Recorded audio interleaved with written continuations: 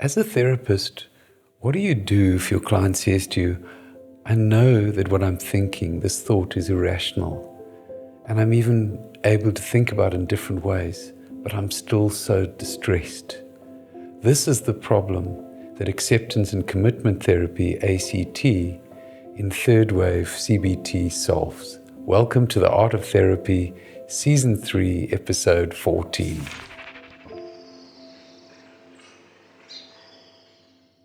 It's so good to be back with you in our studio here and really exploring the art of therapy even further. Yes, I'm happy to be here too.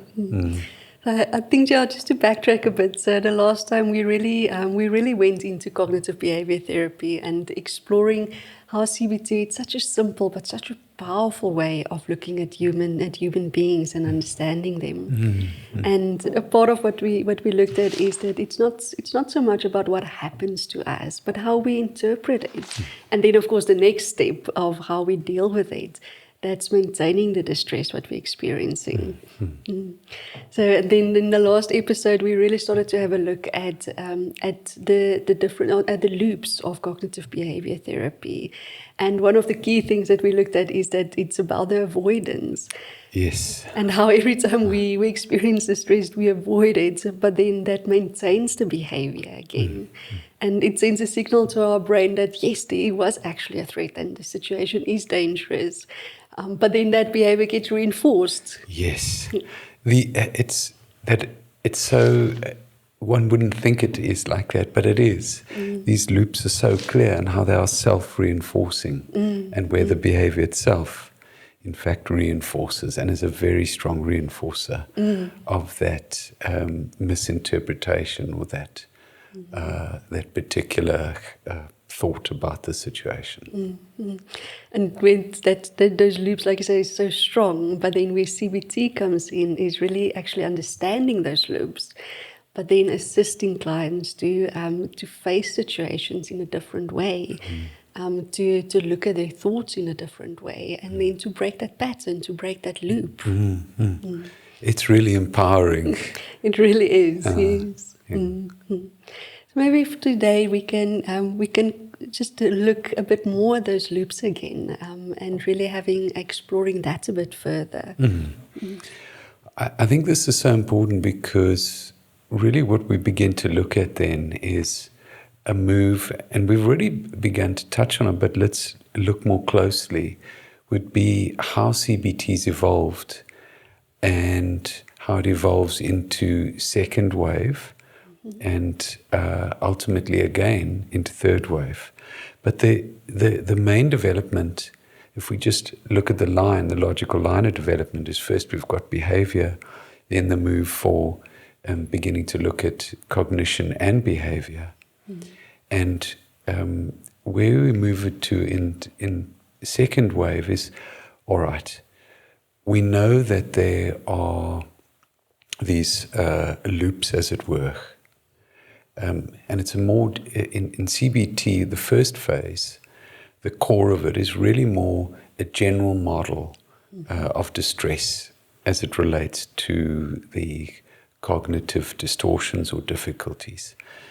But the move and the development in the next part of CBT is to become really precise, which is very, very exciting because one is not just looking at a particular loop, but what kind of thought in which situation is typically associated with this kind of distress or problem.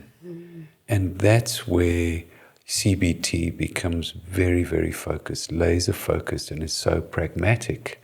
Because once you begin to understand and identify that pattern, and can associate that pattern with a known difficulty or problem that presenting complaint, one can get to work very, very quickly and pragmatically. So if we take one of them, we touched on it last time, but let's go back to it with Clark's work in 1986, where he had examined the panic attack cycle and where Clark actually identified that the panic attack is related to that catastrophic misinterpretation of a bodily sensation. And if one just looks at it more, if we just lay it out, that we've got that bodily sensation, and then there's a misinterpretation of it that leads to anxiety, and that anxiety reinforces and strengthens that bodily sensation, which then confirms the belief that this is dangerous or catastrophic. And so we see not only a loop, but what Clark showed us is that it's an amplifying loop. Each time it gets stronger. True. So the moment that one can recognize this, one can immediately see how to intervene.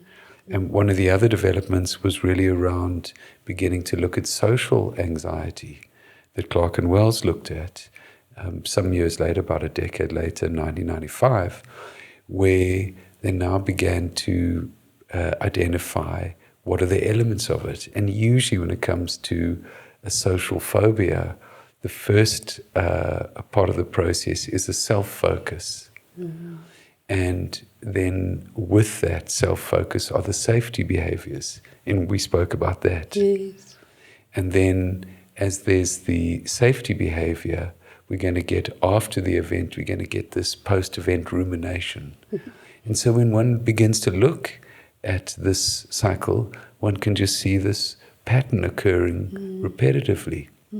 But the beauty with CBT, and especially as CBT becomes in this phase very, very specific, is once you can identify the pattern, you can intervene very quickly, very effectively. And much of that is based on protocols, established intervention strategies that have been researched, tested, confirmed, and it can be extremely effective and pragmatic. You can, once you see the loop, you can understand it and you can make sense of it, and then you can assist and you can intervene. That's it, because that's really what it's about. It's to assist those. We know psychotherapists to assist those and bring relief as quickly and as effectively as possible. That smallest change that's going to have the most meaningful impact in someone's life. And as we work with CBT, we begin to see these patterns, identify the pattern, interrupt it, and create a new learning experience. But now in CBT, as it evolves, we begin to see, well, what kind of intervention is likely to be most effective. So immediately in CBT, in the second phase, we recognize when the problem, what is maintaining the problem, relates to avoidance, we're going to need usually some kind of exposure. And of course, most importantly, carefully reducing and helping the client eliminate those safety behaviors. When it is a problem of withdrawal that's maintaining the presenting complaint or difficulty or distress, we know that it's, in CBT terms, we're going to be moving more for behavioural activation. Because we know that behaviour, for the most part, alters and changes mood much more than thinking. So as soon as we've got something to do with withdrawal, quite often it's going to be behavioural activation. When the problem is something related to a belief, when that is the nature of it, there's a faulty belief, then we know we're going to very often look at some kind of behavioural experiment where we're going to make that prediction, where we're going to assist the client to engage in some experience, then review it, and then consider and revise. What does that tell us? What does that mean? But it's a behavioural experience. It's a behavioural experiment that is going to more likely alter the belief, because again, it's that change at the level of an experience rather than trying to persuade or challenge that someone's belief. No, assist them with a new experience that behavioral experiment. So wow, in this phase now of CBT, and this is really where CBT has evolved so rapidly and developed so quickly because it is so pragmatic. Identify the pattern. How does that particular pattern relate to the distress? What's the known amplification of that loop? Not just that loop, but what kind of amplification? And what are the ways of intervening that are going to be most effective here quickly? It explains it so beautifully, and it makes so much sense. Yes. It's first identifying that loop and really understanding it. Yes. And then you can do something about it. And that is extremely powerful for a therapist. It is. It's really empowering because often a therapist, in the desire to help and support, they can see so many areas where they can intervene. But when we work, it's going to be, again, what is that smallest intervention that's going to have the biggest impact? And here, the CBT lays really some founding work and principles for exactly how to intervene and why, and what's the expected response. It's beautiful to see it like that. And there's so much richness in CBT and so much development with it as well, is that it didn't stop here. Yes. It continued with development. Very much. It evolves. And as we know, human beings are so complex that no one principle will explain everything when it comes to human functioning, human behavior, the thinking. And so really what CBT began to look into to the end of the second wave was a really interesting observation and experience for some clients where they can identify and let you know, they'll tell you that what they're thinking, they know it's not rational. It doesn't make sense. But nevertheless, they feel distressed. Or they'll even accept an alternative or be open to another way of thinking, another belief, and yet that distress persists. It's that cognition, that knowing it, but the distress is still there. Yes, that's it. And so that prompted some additional thinking. If we cannot easily help someone to change the thought themselves when they know it to be irrational, when they are open to another way of thinking, yet they remain distressed, how can we address that? And that's where a brilliant thinking comes in the third wave, which really has to do with ACT, acceptance and commitment therapy. The work with Stephen Hayes is really quite something, because it's again around that 1986 or thereabouts that Stephen begins to look at what are the other ways of approaching this. And in a way, it's second order change. We'll explore that is from another frame of reference, but we are developing an integrative model. But it's a change on a different logical level. And really the thinking here was, well, we have the thought and that belief, but what if we change our relationship to that thought? Instead of trying to alter or change that thought, what if we change our relationship to that thought? And that is a different order of change. And that's what really brings in the third wave of CBT. It's a most exciting area.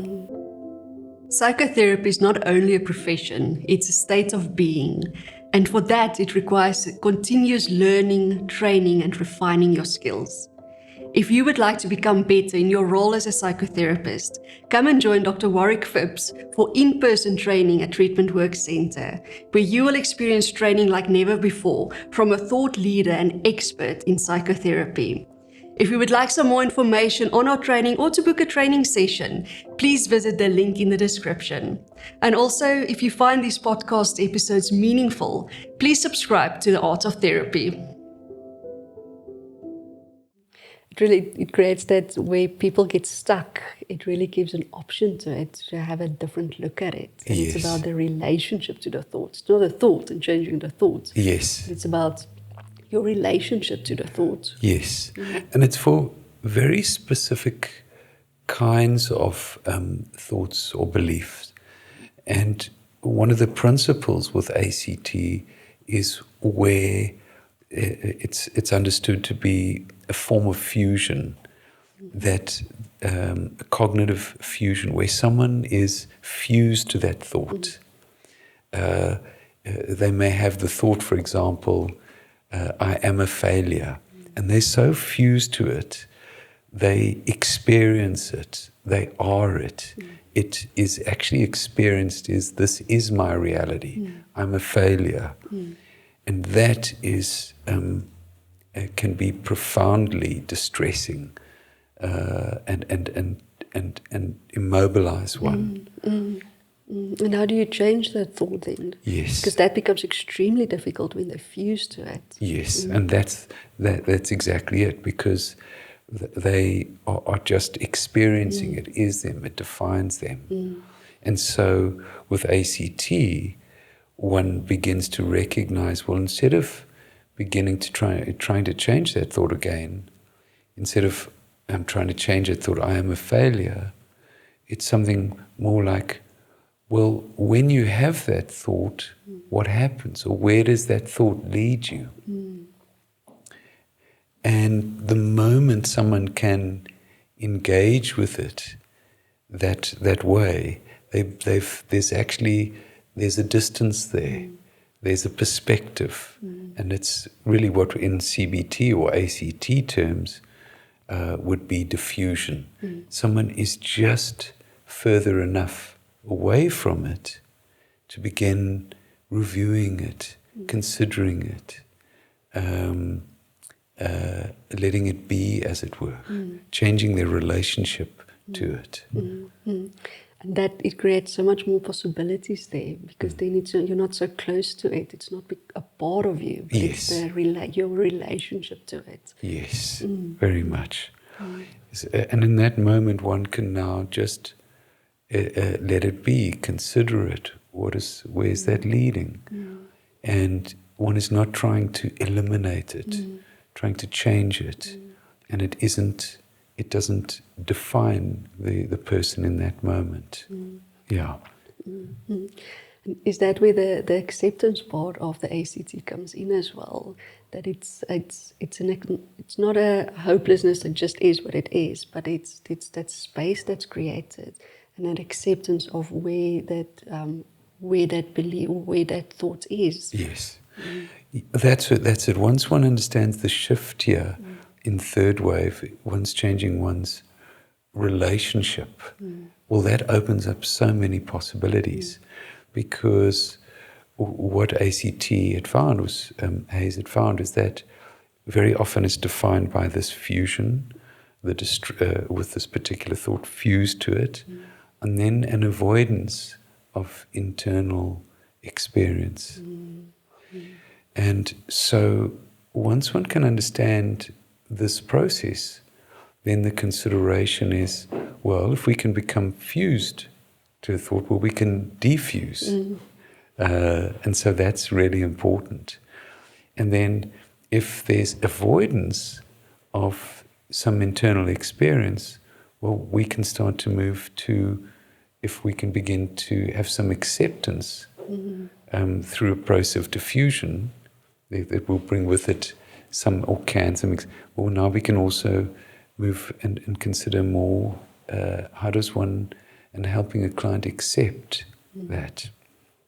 And that's really key, because we're moving again from trying to eliminate it to more acceptance. Yeah. That in itself already brings a relief. It can actually lower the distress already with that. Yes, exactly. So the move becomes then, instead of if I'm feeling very anxious and I'm anxious and I don't know how I'm going to do it, instead of trying to change that anxiety, the move may be, the therapist may assist the client with something like, well, do you think that with this anxiety that you are experiencing, do you think you could try to take that first step? And so it's actually moving for more acceptance. Can I experience that and have that and yet explore or do something? So that's quite different. Yeah. It's very different. Yeah. And so I would say there's so many different nuances with ACT, but really, if I have to identify two very important principles that really take the field forward, it's fusion and understanding that principle that we can have diffusion, but it's also then having flexibility. The move in third wave is, if we're going to change our relationship to it instead of changing it, that already brings flexibility. Can we relate? Can we live with a degree of some discomfort of our emotion, behavior? Can we continue? Can we be effective in situations despite some of our thoughts and the behaviors associated with it? It brings that, like I said, it brings that flexibility in, is that, yes, there is that feeling of anxious, but being with it and relating differently to it. That's it. And it brings with that thinking and understanding, brings a lot of clarity, because we're not going for always symptom relief. What we're actually going for is more flexibility. And as soon as there's flexibility, we know that you have such a bigger range of behaviors that you can engage in then. Exactly. And that will decrease the stress as well. Yes, very much. And so one can anticipate then some of the core processes with ACT, because of course the fusion will be, or defusion, and in order to address that fusion will be a very important step. Exploring, working with acceptance. Then a third part is really that present moment awareness. The moment someone can become more mindful, more aware of themselves in this moment, and change that awareness. It also means they don't ruminate, not as preoccupied, learning with that awareness, that become present moment awareness. You know, that's it's really important. Yes, yeah. You can be in the here and now. Yes, exactly. And then the other beautiful part of this process is being what is understood in ACT, the self-context observer. It sounds so wordy, but understanding that I'm not my thoughts, I'm not my emotions. I really can observe my emotions and thoughts, that my observation and myself, I'm a context for observation, which beautifully brings in that perspective. It's not a I am, it's just information. Yes, indeed. And then, well, if we're going to live more and we're going to assist the client to have more flexibility, and that's psychological flexibility and that fusion, well, that also means then starting to look more closely at values.